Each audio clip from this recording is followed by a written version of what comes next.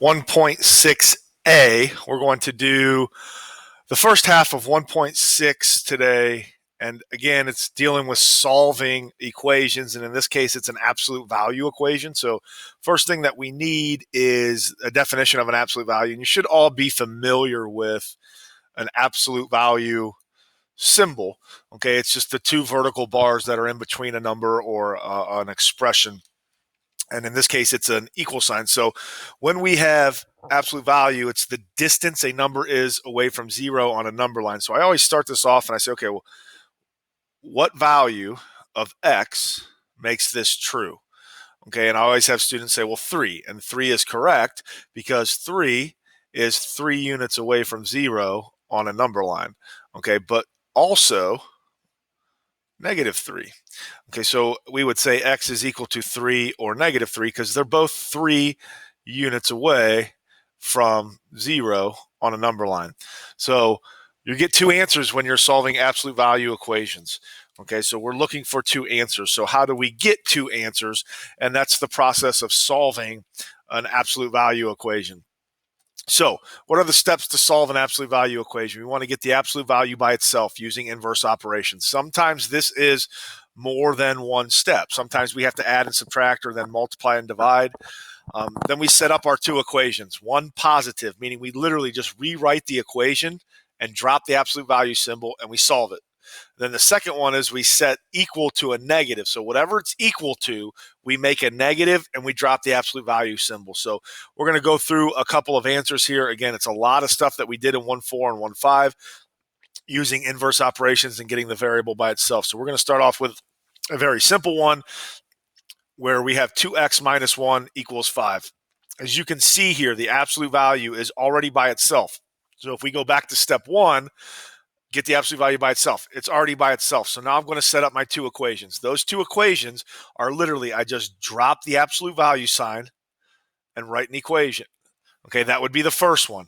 The second equation is I drop the absolute value sign and I set it equal to the opposite or the negative of the solution. So this is a 5, so I set it equal to -5. So now I'm going to solve it. I add 1 using inverse operations. 2x equals 6. I divide by 2. I get x is equal to 3. Then the second answer would be add 1, add 1. 2x equals -4. I divide by 2, and I get x is equal to -2. Now you'll notice, I know the absolute value of -2 is not 5, but if I go back and plug it in, 2 times -2 minus 1 is -4 minus 1, which is -5, and the absolute value of -5 is 5. So we can always go back and check our answer, and we're always going to get two solutions. So the solutions for this would be x equals 3 and x equals 2. Okay, so we're going to get two solutions for these problems. Let's take a look at another one. So this one gets a little bit harder. Okay, so again, I'll kind of write the steps out over here. The first thing I'm going to do is get absolute value.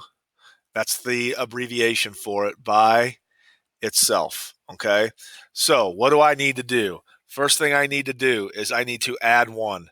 We're always going to add or subtract before we multiply or divide. So I'm going to add 1. So I get 3. Absolute value of x plus 2 is equal to 9.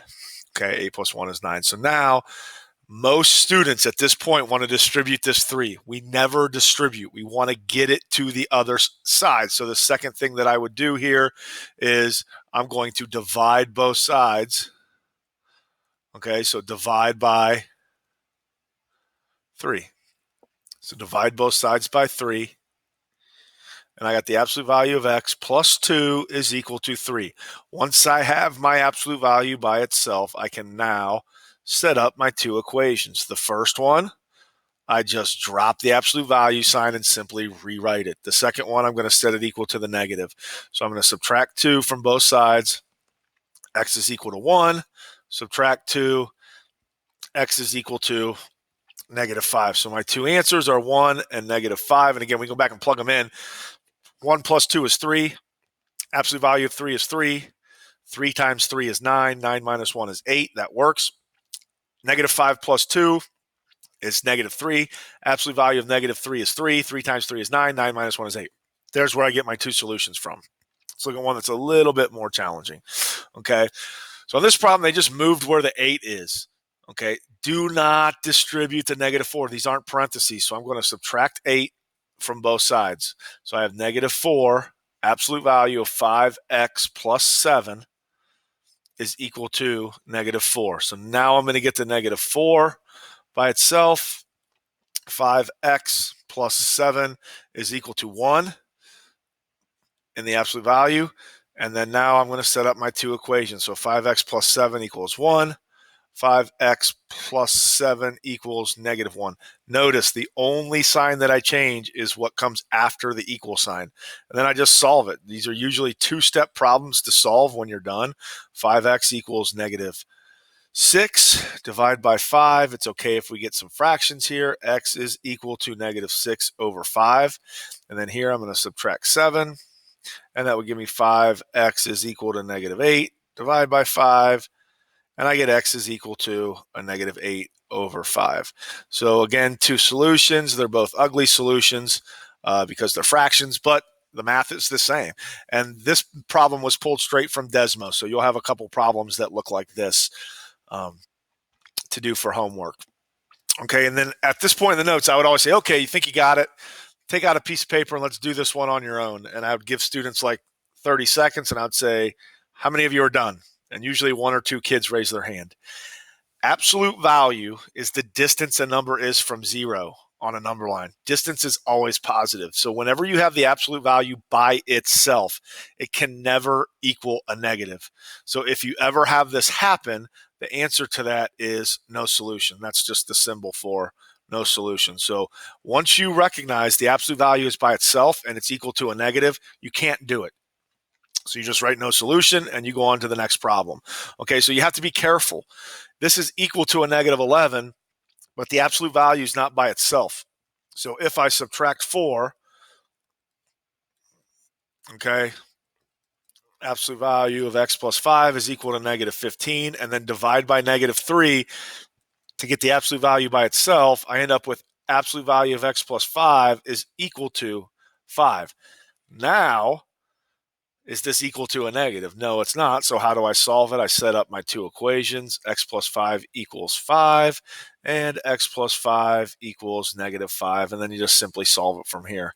Okay, so x is equal to 0, and subtract 5. X is equal to -10. So I know I did that one kind of quickly, but I just wanted to make sure that you can't just say no solution if it's equal to a negative. The absolute value has to be by itself when you ask yourself that question. Okay.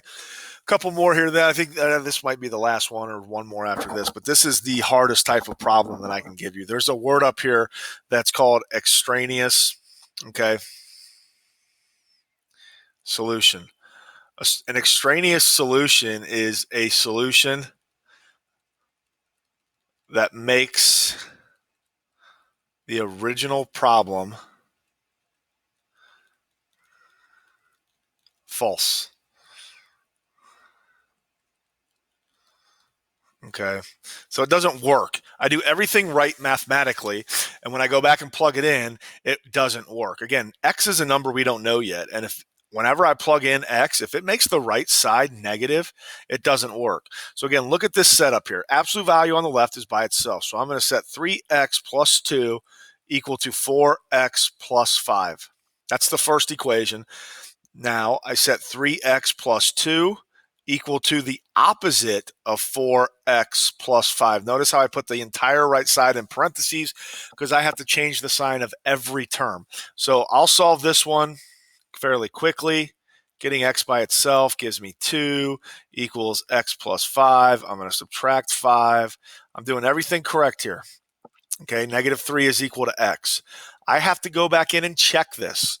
What would make this problem false is if when I plug in a -3, 4 times -3 plus 5 is equal to -12 plus 5 is equal to -7. No matter what I plug in on this side, it will always equal a positive number. A positive number will never equal a -7. So this right here is called an extraneous solution. It does not work.